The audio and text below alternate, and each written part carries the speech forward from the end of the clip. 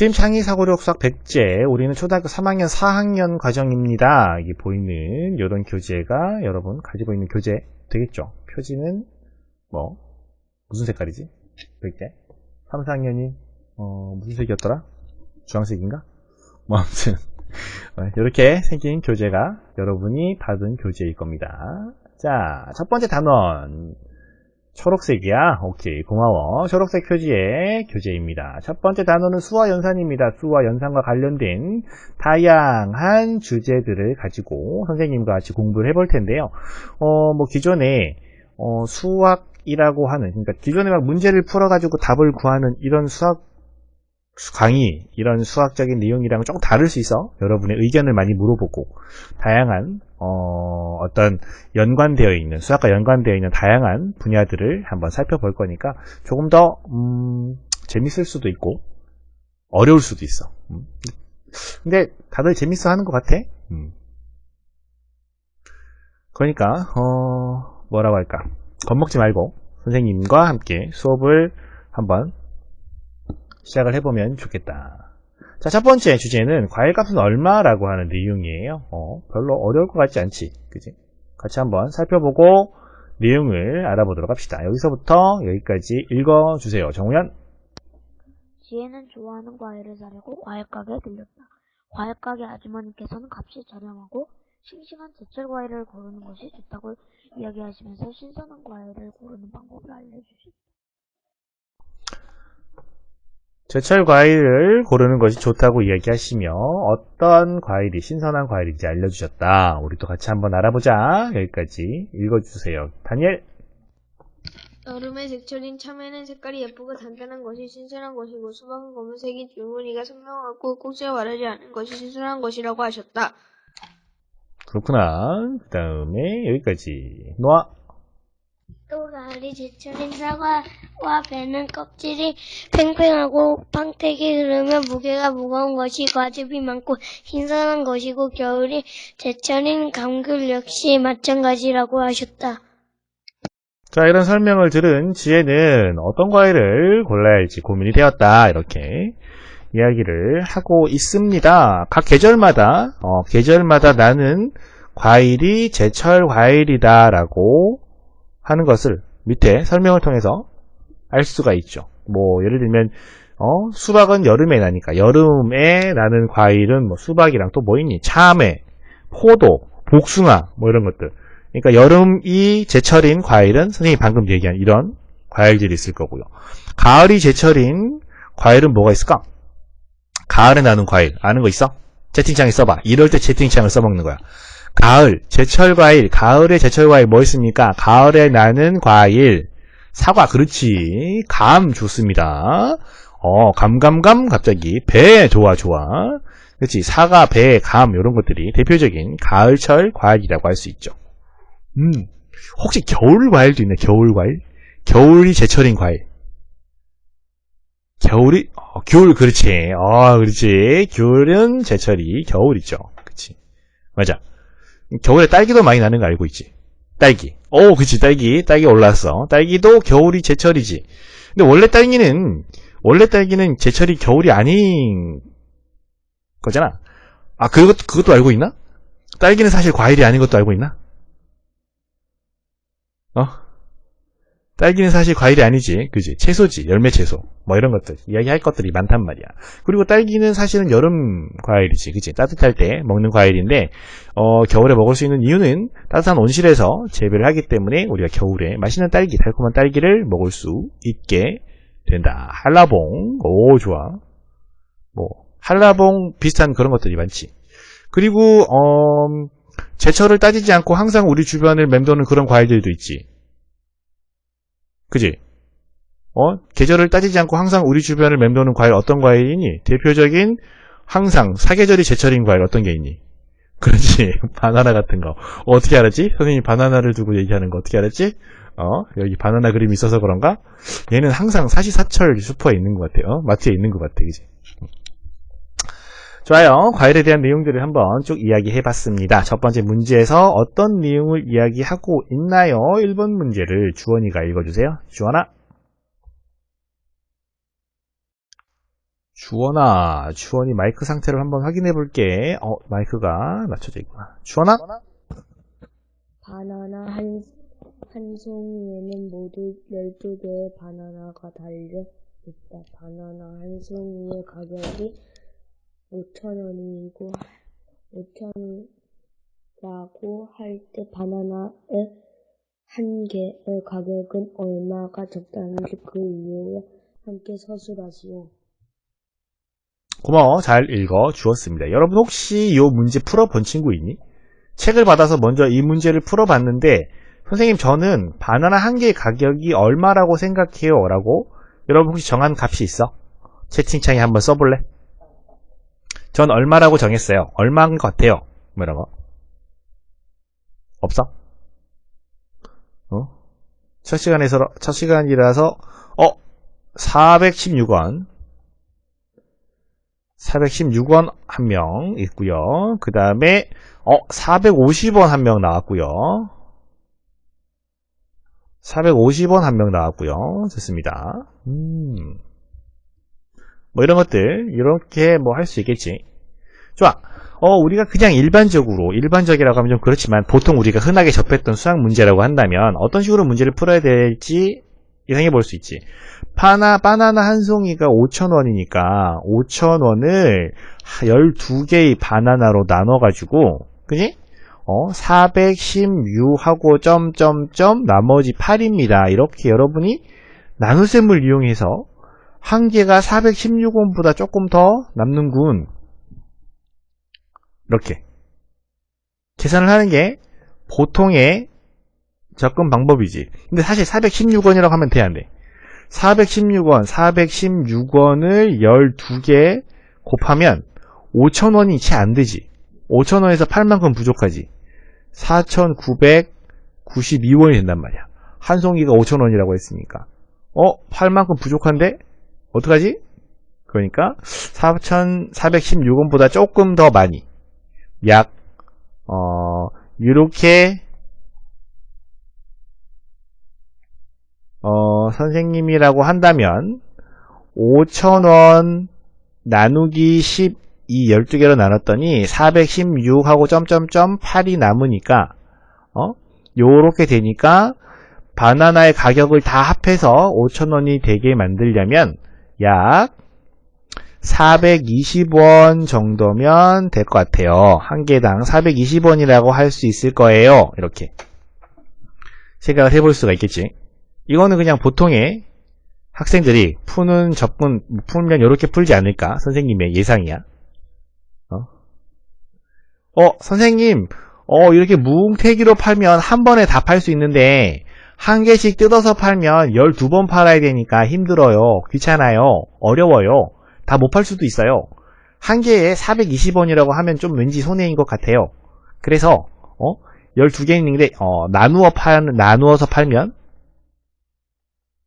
나누어서 팔면 힘드니까 힘들어요. 그래서 저는 하나에 500원씩 받을래요. 이렇게 생각을 할 수도 있겠죠. 그치? 이런 것도 가능한 거 아니야. 그래서 이렇게 450원이라는 가격도 나온 거 아니야? 그치? 뭐 이런 식으로 여러분이 생각하고 있는 내용을 적어주시면 돼요. 뭐 이렇게 생각해 볼 수도 있지. 선생님 저는 바나나 한 개의 가격이 5,000원이라고 생각해요. 바나나 한 개가 5,000원이라고 생각해요. 오이? 한 송이가 5,000원인데 왜 바나나 한 개의 가격도 5,000원이지? 왜 5,000원이지? 자, 여러분이 과일 가게에 가서 바나나를 사려고 해. 근데 누가 바나나 하나를 뚝 떼서 먹었어. 가져가버렸단 말이야. 그러면 여러분 이렇게 한 개 떨어진 바나나 사고 싶어 안 사고 싶어? 다른 멀쩡한 바나나들이 여러 개 있고 하나 떨어져서 없는 바나나가 있다고 했을 때 여러분 다른 바나나 살 거야? 하나 떨어져 있는 바나나 살 거야? 어떻게 할 거야? 당연히 멀쩡한 바나나를 사고 싶겠지.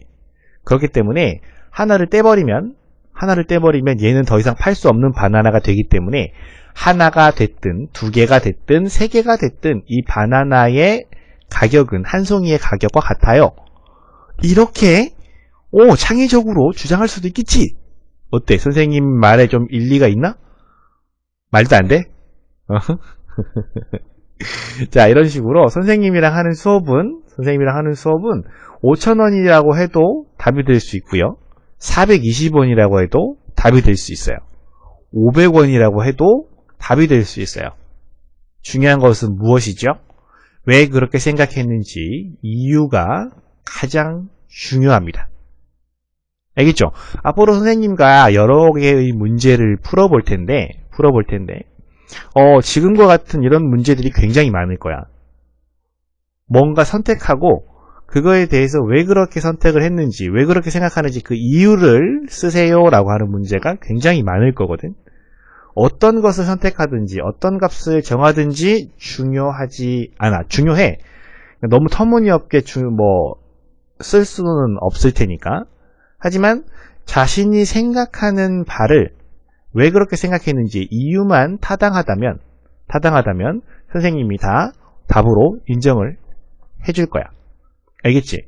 그러니까 우리가 지금까지 해왔던 어떤 수학이라고 하는 것은 답이 딱 정해져 있는 그런 문제를 풀었다면 선생님과 푸는 문제 중에서 답이 딱 정해져 있는 문제들도 있긴 하지만 여러분이 다양한 생각들을 통해서 자신만의 답을 찾고 왜 그런 답을 찾았는지 이유를 재미있게 한번 설명해보고 여러분이 정리해보는 그런 수업이 이어질 거다. 첫 번째 문제를 통해서 앞으로 어떤 내용들을 공부할지 조금 감이 오나? 앞으로 길게 수업이 진행될 거야. 한 반년 할 건데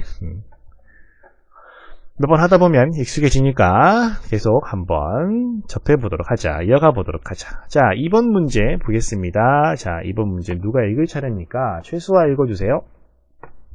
얘는 여러 개의 사과가 담겨있는 바구니에서 가장 큰 사과를 고르려고 합니다. 저울을 사용하지 않고 가장 큰 사과를 고를 방법을 세 가지 제시하시오.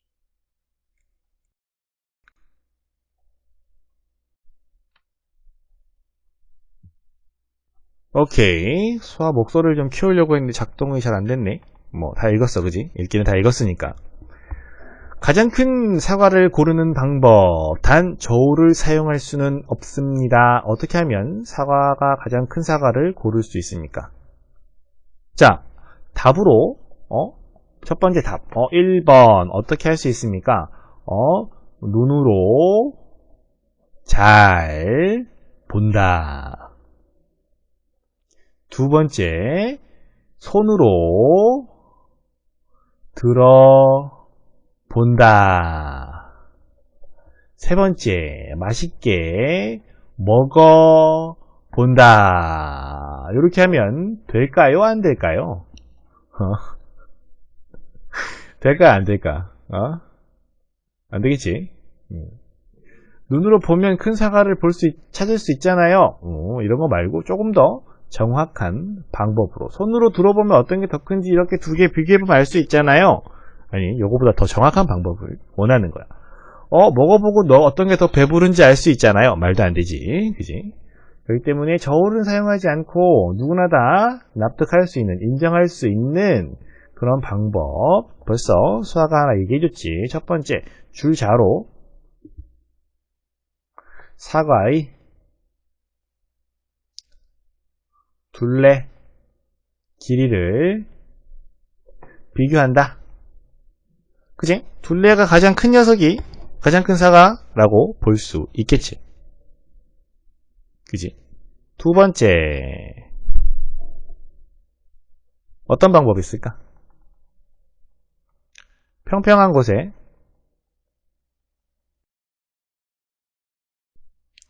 사과를 두고 가장 높은, 키가 큰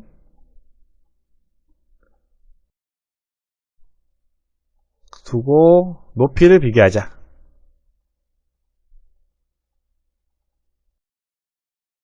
높이를 비교하는 거야. 큰 사과일수록 키가 크겠지, 그지? 이거는 높이라고 하지만 사실은 동그란 원이라고 한다면 지름을 비교하는 방법이 될 거야. 세 번째는 어떤 방법이냐면 물이 가득 담긴 통에 넣어서 넘치는 물의 양을 비교할 거야. 무슨 말이냐면 통이 이렇게 있어. 그 안에 또 통이 있어. 그 통 안에 물이 가득 담겨 있단 말이야. 찰랑찰랑 있단 말이야. 그래서 여기에다가 사과를 집어넣으면 사과의 크기만큼 물이 넘치겠지. 물이 넘치겠지. 그러면 넘친 물의 양을 눈금이 있는 그릇에 담아서 비교한단 말이야. 그러면 가장 큰 사과가 가장 많이 물을 넘치게 했을 테니까 가장 큰 사과를 찾을 수 있겠지. 그지? 이렇게 얘는 둘레의 길이, 얘는 높이, 얘는 물의 양을, 넘치는 물의 양 해서 얘 같은 경우는 원이라고 봤을 때 사과를 동그란 원이라고 구라고 공 모양이라고 가정했을 때 지름을 비교하는 방법이고, 얘 넘치는 물의 양은 사과가 차지하는 공간의 크기, 즉 부피를 활용해서 비교하는 방법이지. 자, 그럼 여기서 볼게. 자, 첫 번째 방법, 두 번째 방법, 세 번째 방법으로 사과의 크기를 비교하고 난 다음에 비교한 사과들을 내가 이렇게 비교해서 가장 큰 사과를 하나 골랐잖아. 그치? 그럼 얘랑 비교했던 나머지 조금 작은 사과들이 있겠지. 이 사과들은 이런 방법으로 비교하고 난 다음에 얘네들을 다시 팔 수 있어, 없어? 그러니까 비교하는 과정에서 사과를 다치게 했니, 다치지 않았니? 응? 사과를 다치게 했니, 다치지 않기, 그러니까 사과를 팔 수 있겠니, 없겠니? 조심해서 잘 비교한다면 사과를 다치지 않게, 상하지 않게 하면서 이렇게 확인할 수 있겠지. 그지? 근데 어떤 경우에 가끔 이렇게 사과를 평평한 곳에 놓고 높이를 비교해야 되는데 사과를 다 잘라봐요. 사과를 잘라서 잘린 사과의 지름을 비교해요. 이렇게 하면 비교한 사과들은 다 잘렸기 때문에 다시 팔 수 있어, 없어? 팔 수가 없지. 그러니까 이런 방법보다는 사과를 정말 실제로 비교할 수 있는 이런 방법들을 찾아주는 것이 더 좋겠다. 선생님이 평가하는 선생님이라면 쪼개거나 먹거나 굴리거나 던지거나 이런 방법보다 이렇게 실제로 사과에게 상처를 주지 않고 사과를 상하지 않게 하면서 비교하는 방법에게 더 좋은 점수를 줄 것 같아. 알겠지? 세 가지 방법. 이런 방법도 잘 기억해놔봐. 뒤에 가면 또 선생님이 물어보는 그런 경우가 있을 거야. 자, 다음 페이지입니다. 비만 인구의 증가라고 되어 있는데요. 굉장히 익숙한 얼굴들이지, 그지? 아니야? 둘이 되게 닮은 것 같지 않니? 그림 그리는 그림을 그려주시는 선생님이 아주 잘 그려주신 것 같아. 마음에 들어. 자, 비만 인구의 증가라고 하는 내용인데요. 어떤 내용인지 여기에서부터 여기까지 읽어주세요. 윤성원. 우리나라의 비만 인구가 계속 증가하고 있다. 지난해 통계청이 발표한 자료에 따르면 비만인 여성은 전체 여성의 500분의 143으로 사상 최고치를 기록했다. 여기까지 읽어주세요. 양서연. 남성까지 포함한 19살 이상 비만 인구는 전체의 25분의 8로 그 전에보다 증가했으며 비만인 어린이와 청소년의 수도 계속 증가하여 전체 어린이와 청소년 수의 10분의 1을 넘어섰다. 자, 그랬고요. 끝까지 읽어주세요. 최은서. 소화 시기의 비만은 성인 시기까지 이어지는 경우가 많다. 소화기의 비만은 심리적, 사회적 영향을 미쳐 이 시기에 얻어야 할 자기 존중심 등이 결여된다. 쟤는 등 신체적뿐만 아니라 정성적으로도 좋지 않는 영향을 미칠 수 있으므로 비만이 되지 않도록 주의하는 것이 좋다. 좋아, 잘 읽어 주었습니다. 점점 비만 인구가 늘어난다 라고 하는 내용이고요. 그 다음에 자기 존중심이라고 하는 거, 어릴 때, 그러니까 어린이에게, 이게 무슨 말이냐면, 쉽게 얘기하면은 그런 거지, 뚱뚱한 친구들은 뚱뚱하게 되면 친구들이 놀리거나 아니면 스스로 좀 부끄럽다라고 생각하는 경우들이 생길 수 있기 때문에 본인이, 나는 뚱뚱해서 못생겼나봐, 너무 뚱뚱해서 잘 못해, 이런 식으로 본인 스스로를 존중하지 않게 되는, 나는 뭐든지 잘할 수 있어, 나는 멋져, 이렇게 긍정적인 생각을 가져야 되는데 그렇지 않게 되면 좋지 않다. 그래서 그런 생각이 가지지 않도록 비만이 되지 않게 열심히 운동도 하고 맛있는 것도 적당히, 맛있는 걸 많이 먹고 운동도 많이 하고 그러면 되는데, 그지? 주의하는 것이 좋겠다. 이런 내용들을 확인해 볼 수 있습니다. 우리나라 비만이 많겠니? 그러니까 나라별로 비만 인구들을 비교했을 때 우리나라에 비만인 사람이 많겠니? 아니면 어디? 미국에 비만인 사람이 많겠니? 어느 나라가 비만 정도가 더 심할 것 같아? 당연히 미국이 사람 수가 많으니까 비만인 사람 수도 많을 거예요 라고 생각하는 것도 생각해 볼 수 있지만, 똑같이 우리나라 사람 100명, 미국 사람 100명, 무작위로 100명씩 비교했을 때 어느 나라가 더 비만인 인구가 많을 것 같아? 미국이 훨씬 더 비만 인구가 많습니다. 많아요. 실제로 그래요. 많은 것 같아. 많을 거야. 확실히 그래. 그리고 비만인 정도도 장난 아니지. 엄청 진짜 정말 이렇게 뭐라고 할까, 살이 부자인 그런 분들도 많아요. 선생님은 미국은 아니고 선생님 캐나다에 있었는데 안 그런 사람들도 많지만 정말 가끔 보면은 어떻게 저렇게 살이 찔 수 있지? 이렇게 생각이 들 만큼 그런 사람들도 많이 있어. 패스트푸드 때문일 수도 있고, 그 사람들이 먹는 음식이 우리나라랑 다르지. 우리는 주식이 밥이잖아. 근데 거기는 빵이랑 콜라, 과자 이런 거 되게 많이 먹거든. 그 다음에 고기도 많이 먹고. 우리나라도 이제 그런 식습관을 좀 이제 따라가고 있잖아. 고기도 많이 먹고 패스트푸드도 먹고 과자, 콜라, 빵 이런 것들 많이 먹으니까 점점 비만 인구가 늘어나고 있다. 하나의 이유로 생각을 해볼 수가 있지. 근데 우리가 먹는 그런 한국적인 식단 있잖아. 우리가 먹는 김치찌개, 된장찌개에다가 나물 반찬, 비빔밥, 생선 반찬, 생선구이 이런 거.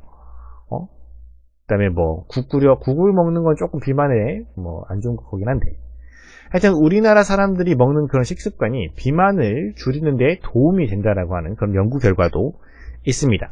그래서 외국 사람, 다른 나라 사람들이 먹는 그런 음식들을 따라서 먹기보다는 우리가 먹어왔던 그런 식습관이 어떤 그 비만을 줄이는데 도움이 된다고 하는데, 첫 번째 문제 뭐냐면 이처럼 비만 인구가 점점 증가하고 있는 이유를 세 가지 서술하시오라고 되어 있습니다. 사진에서 보면 알겠지만, 그지? 어린이인데, 그지? 맛있는 걸 많이 먹은 어린이처럼 보이지? 예.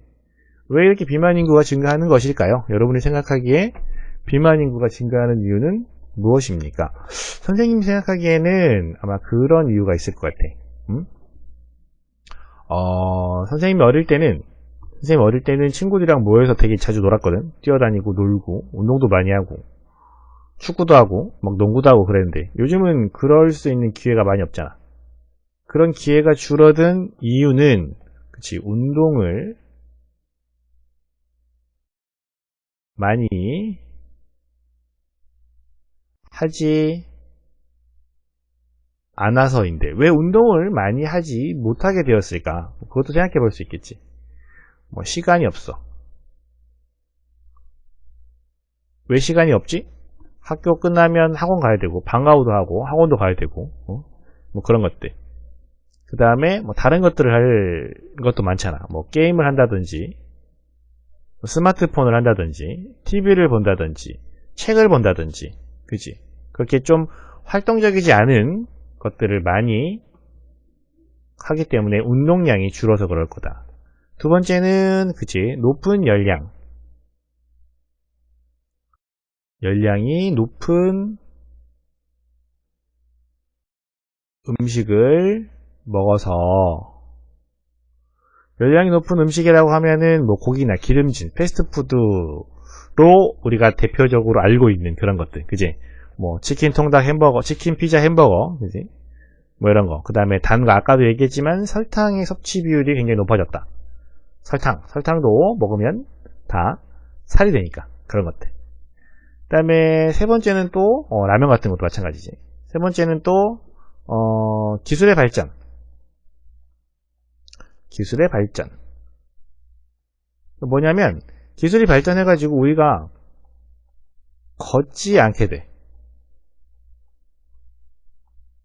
자동차 타고 엘리베이터 타고 지하철 타고 뭐 이런 것들, 그런 것들도 있고, 또 움직임을 줄여. 움직임을 줄인단 말이야. 예를 들면은 뭐 그런 거 있지. 예전에는 집 청소하려면은 어떻게 했어? 빗자루로 다 쓸고 걸레질도 다 이렇게 했었는데, 요즘은 로봇 청소기 한 대 딱 들여놓으면 지가 알아서 다 하잖아. 그런 거. 뭔지 느낌이 오지? 뭔지 알겠지? 응? 또 뭐 리모컨 같은 거, TV 리모컨. 예전에는 TV 가까이 가서 뭔가 이렇게 해야 되는 것들, 뭔가 직접 움직여서 해야 되는 것들이 요즘은 편리를 위해서 리모컨을 통해서, 아니, 스마트폰을 이용해 가지고 다 조절할 수 있잖아. 그지? 뭐 그런 것들. 그런 기술의 발전들로 인해서 비만 인구가 점점 늘어나고 있다. 이렇게 생각을 해볼 수가 있겠다. 선생님의 생각은 그런데 여러분은 어떠니? 컴퓨터 같은 경우도 하나의 이유가 될 수 있겠지. 뭐 컴퓨터나 스마트폰 같은 거.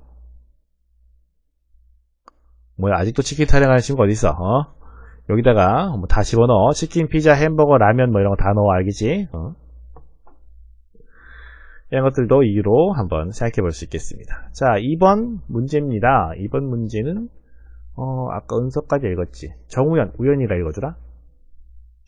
2015년 비만 연구 결과에 따르면 전 세계 인구 중 약 21억 명이 과체중이라고 한다. 2030년 전 세계 과체중 인구는 얼마나 될지 예상하고 그 이유를 서술하시. 잘 읽어. 좋습니다.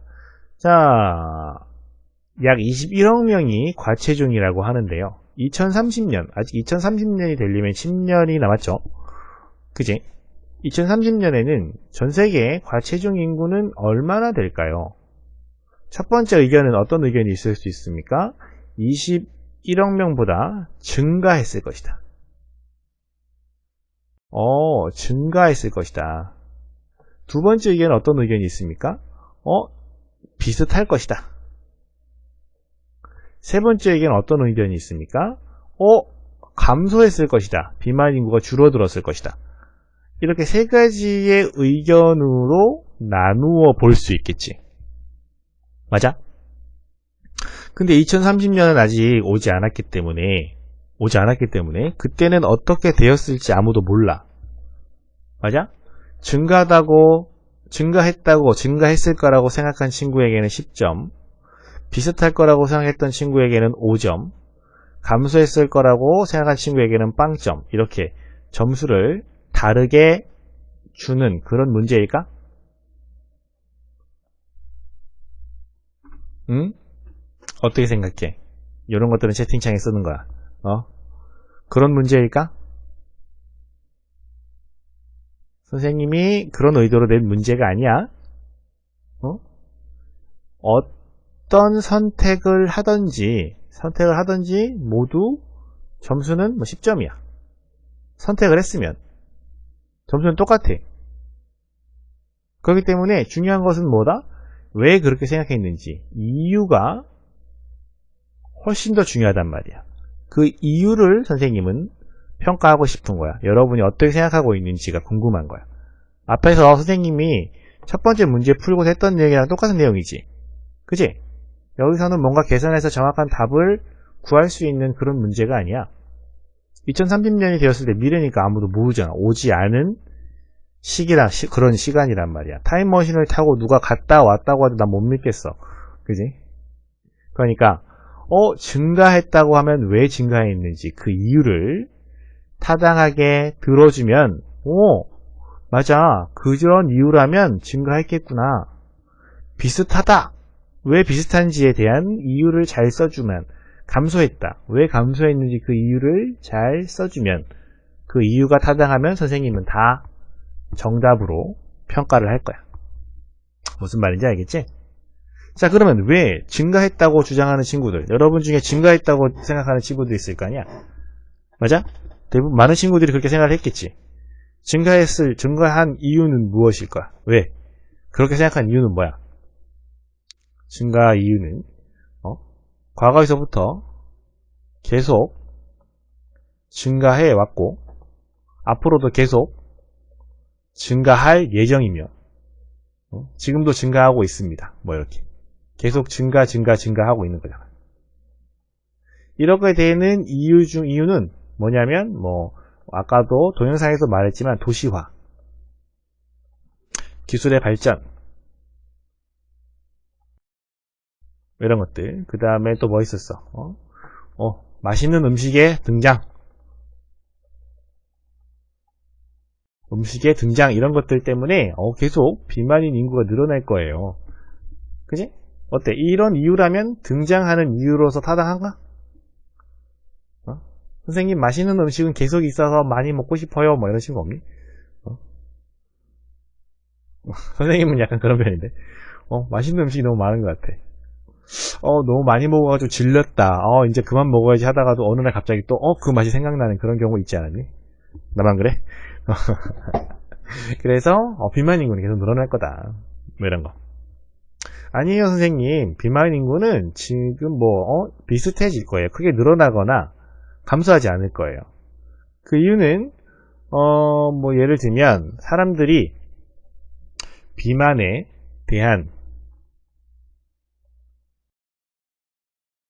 대한 어떤 위험이나 그 다음에 그런 어떤 비만에 대한 위험성을 알고 비만이 되면 위험하다, 건강이 안 좋다, 이런 것들을 사람들이 많이 알아서 비만이 안 되도록 많이 노력한 거야. 운동도 하고 밥도 조금 먹고 하루에 7끼 먹던 거 그냥 3끼만 먹고 뭐 이렇게 노력해가지고 비만인 사람이 크게 증가하지 않았다. 뭐 이렇게 생각을 해볼 수 있겠지. 많은 사람들이 비만에 대한 위험성을 깨닫고 노력했다. 뭐 이런 거. 아니에요, 선생님. 제가 생각했을 땐 감소했을 거예요. 과학기술이 발달해가지고 과학 발전해서 비만 치료제가 개발된 거예요. 맛있는 음식을 엄청 많이 먹고 약 하나를 딱 먹으면 다 응가로 뽀지직 나오는, 비만이 되지 않는 그런 비만 치료제가 있어서 사람들이, 뚱뚱한 사람들이 다 그 약 먹고 살을 뺐어요. 감소. 이렇게. 이런 이유라면 줄어들 수도 있을 거 아니야. 그지? 그렇지. 비만의 위험성을 알고 운동을 했을 것이다. 음식 없어지는 게 아니지. 맛있는 음식은 계속 있는데 음식이 없어진다는 건 너무 끔찍하지 않니? 응? 자, 이런 식으로 해서 왜 비만인, 과체중인 인구가 변했는지, 어떤 식으로 늘거나 증가하거나 비슷하거나 감소했는지 그 이유를 잘 적어주시면 되겠습니다. 가격 올림, 그런 것들은 뭐 여기다가 포함시키면 될 것 같아. 오케이? 이런 식으로 써주면 어떤 의견인지 선생님이 보고 모두 다 정답으로 인정을 해줄 것 같아. 자, 세 번째 주제입니다. 지구의 나이. 여러분, 지구의 나이가 몇 살인 것 같아? 이렇게 물어볼까? 여러분은 몇 살입니까? 너네는 몇 살이야? 너의 나이는? 너네가 몇 살인지 어떻게 알아? 응? 너네가 10살인지 11살인지 12살인지 어떻게 알아? 응? 어떻게 알지? 엄마 아빠가 너네가 태어났을 때 출생신고를 했잖아. 나라에다가 신고했단 말이야. 우리 아들은 김개똥입니다. 며칠날 태어났어요. 이렇게. 그렇기 때문에 너네가 몇 살인지 알고 있단 말이야. 왜냐면 너네가 태어났을 때부터 지금까지 살아온 것을 누군가가 다 지켜봤단 말이지. 너네 부모님이나 주변 사람들이, 친척들이 다 봤단 말이야. 그러니까 너네가 몇 살인지 확실하게 알 수가 있는데, 지구는 그러면 지구가 태어난 것을, 그 장면을 본 사람이 있을까? 그렇기 때문에 과학자들이 여러 의견을 막 주고받는단 말이야.